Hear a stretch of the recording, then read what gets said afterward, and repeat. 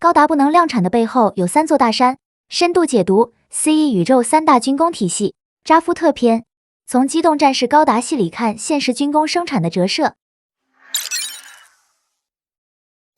在 C170 年第一次 Plant 和地球联合的战争爆发之前，由大西洋联邦、欧亚联盟和东亚共和国这3家政治势力在拉格朗日5位置建立起了拥有庞大产业集群的殖民星群。该殖民星群在完成大部分建设了以后，便开启工业生产，为全世界提供各种工业产品服务。得益于全产业链所带来的巨大优势， Plant 的工业产能立即就达到了非常高的水平。没多久，总体生产总值在全世界占比当中就达到了 50%。也正是在这个基础之上， Plant 顺利建立起了属于自己的军工体系，然后依靠 Plant 殖民星群庞大产业链提供的产能，让这个军工体系在与地球联合军的战争当中发挥出了顶梁柱的作用。可以说，这个产业集群所带来的产能优势，是扎夫特在战场当中取得胜利的重要保障。在这个军工体系当中，有5家单位承担起了扎夫特主要装备的研发和制造职责，而这5家单位分别是海因莱因设计局、阿西莫夫设计局、克拉克设计局、凡尔纳设计局以及威尔斯设计局。这5家单位基本参照了前苏联的军工体制，因此在行政上是由 Plant 最高评议会领导的直属机构，而对应的总负责人便是最高评议会麦乌斯市代表兼国防委员的尤里阿马菲。其职责除了管理属下各家军工单位的日常运作之外，还会在关键时期领导多家军工单位进行技术攻关任务。而这些军工单位所承担的职能基本相同，都是在已划分好的范围内承担相关武器装备的设计和研发工作。这其中的海因莱因设计局尤为重要，该设计局所负责研发的是泛用型和空优型机动战士这些类型的装备。这些类型装备在扎夫特军中的定位基本属于是主力装备。像扎夫特开战之初大量装备的金恩和喜古这2型机动战士，都是这家单位所开发出来的产品。而另一家单位阿西莫夫设计局所负责研发的装备主要是在地面作战的类型。该设计局其中比较有代表性的一款产品，就是具备4足行走和履带2种机动方式的巴库。该型机动战士在地面上作战的优秀表现，充分体现出了阿西莫夫设计局十分深厚的研发实力。第3个克拉克设计局则是专注研发制造水中型和支援型的机动战士，比如格恩和扎乌特这2型机动战士都是这家设计局的产品。虽然相较于前面2家设计局的产品，克拉克设计局的产品在地位上并不是很突出，但对于扎夫特完善自身作战体系来说，都是发挥了同等重要的作用。剩下的凡尔纳设计局和威尔斯设计局这2家单位所负责研发的装备则有所不同。这其中比较有代表性的装备，就是给新型机动战士高达配套使用的流星号。该装备能让机动战士的攻击能力直接上升至战舰水平，其背后所蕴含的技术能力可谓是十分的高超。由此可见，这2家设计局的技术能力并不比研发机动战士的单位逊色。然后除了这5家研发制造单位之外，还有数量众多的供应商提供服务。这其中比较出名的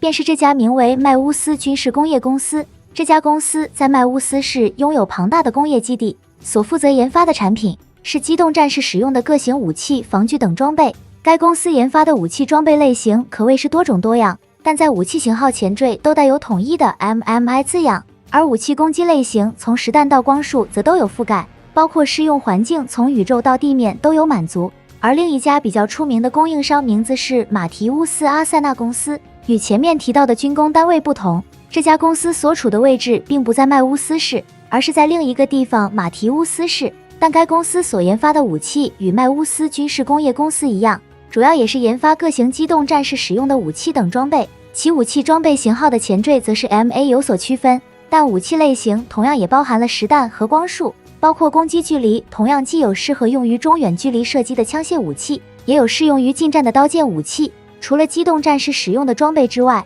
扎夫特宇宙战舰使用的基层装甲也是这家公司的产品，其防御性能要远优于对手地球联合军战舰使用的装甲，这让扎夫特在舰炮对轰的战斗中占据了比较大的优势。剩下的在马提乌斯市涉及军工业务的还有其他多家企业，但由于相关具体信息至今没有透露，所以还有哪些军工企业目前仍不得而知。而除了 Plant 殖民星本土的军工企业之外，扎夫特部分装备也会对外进行采购，比如这家名为 Nodisop 的企业，其业务长期专门生产各类轻武器装备，出口到世界各国。这其中就包括了扎夫特装备的制式手枪 Nodisop COM83A2，不过该枪引进的时间比较晚，直到 CE73年才在扎夫特军中批量装备，将之前使用时间比较长的制式手枪全部替代。不过手枪基本上是中层以上军官装备使用，所以扎夫特对外采购装备所涉及的范围极其有限。而除了引进装备之外，扎夫特还在其他层面对外进行深度合作，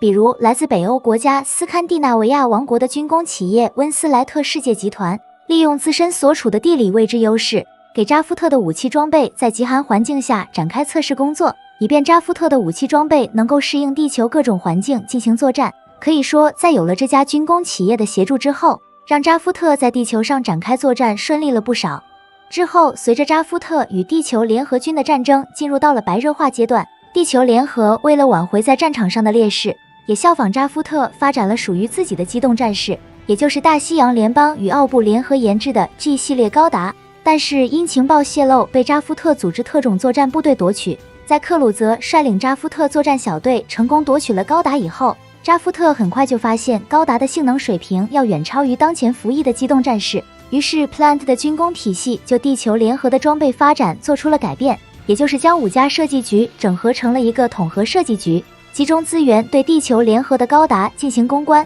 以求短时间内实现扎夫特主战装备的跨代升级。就这样，统合设计局在尤里阿马菲的协调组织下，凭借着整合多家设计局的技术能力，很快就让全新开发的高达和应用高达技术的量产机盖茨相继投入作战，让扎夫特再一次取得了对地球联合军的装备性能优势，从而在后续的战斗中挡住了地球联合军的攻势，没有被地球联合军凭借新型机的性能扭转战局。当第一次 Plant 和地球联合的战争结束了以后， Plant 为了进一步提升军工产业的产能，在拉格朗日4的位置建立起了一座新的殖民星，该殖民星名称为军械库1号，具有从技术研发和武器生产的完整产业链。同时，军械库1号还作为军事要塞驻扎有大量扎夫特的部队，这样在军械库1号上生产的各型武器装备就可以直接从生产端直达用户端就近交付。而除了新建军械库1号之外， Plant 还会主动参与国际组织进行合作，来提升自身的技术水平。像这个名为深空探索开发机构的国际组织，就是由 Plant、地球联合以及诸多中立国家来共同创建。该机构简称为 DSSD， 其组织目标是为人类开拓更大范围的活动空间，去承担火星圈以外的深空探索任务。虽然 DSSD 从不进行任何有关军事方面的技术合作，但自身所开发的光辉传递者技术还是通过技术交流之类的间接渠道向外扩散，这也就让扎夫特开发的命运高达使用上了这项技术，从而使得扎夫特的机动战士技术取得了飞跃式提升。尽管由多家单位整合而成的统合设计局在技术上取得了重大成果，但在把高达上使用的技术进行普及的过程中，统合设计局还是遭遇到了难以跨越的障碍。